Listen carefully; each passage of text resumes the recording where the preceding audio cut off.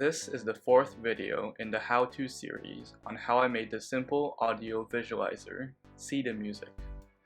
If you haven't watched the previous videos, you can watch that first by going to the link in the description. Now, we already have a pretty good idea of what we can do to build an audio visualizer. However, we can do better. If we are syncing to a dance music track, we can get some rave lights in the background in lieu of the plain white background. First, we will have to know when to change to a different color. However, how would we do that?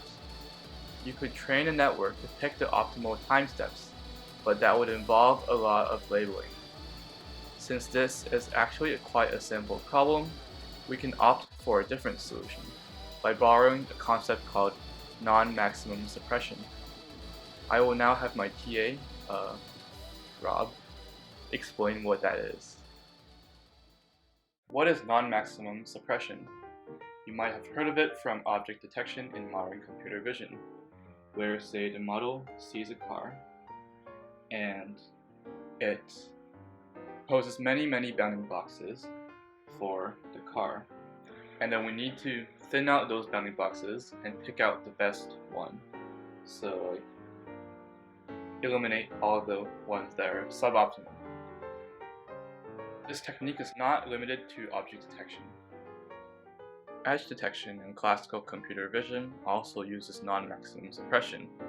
Many lines next to each other are detected as edges, but we only need one, so we use non-maximum suppression to choose the best edge. In our case, there are many possible times in the recording where we might want to switch colors, but we don't know which of those are the absolutely crucial ones that emphasize the beat. Like in object detection, where we choose the bounding boxes with the highest ILU in the local area, we want to find the frames with the highest intensity, but limited to within a local horizon.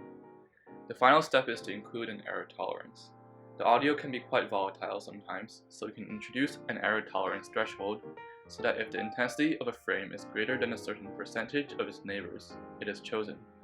For example, if we have a horizon of 15 and a threshold of 26/30, this means that if the intensity of a frame is greater than at least 26 of its 30 neighbors, it will be chosen as a frame when the color is changed.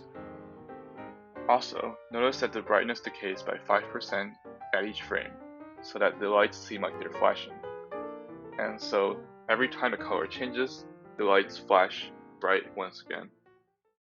And it looks like it works quite well.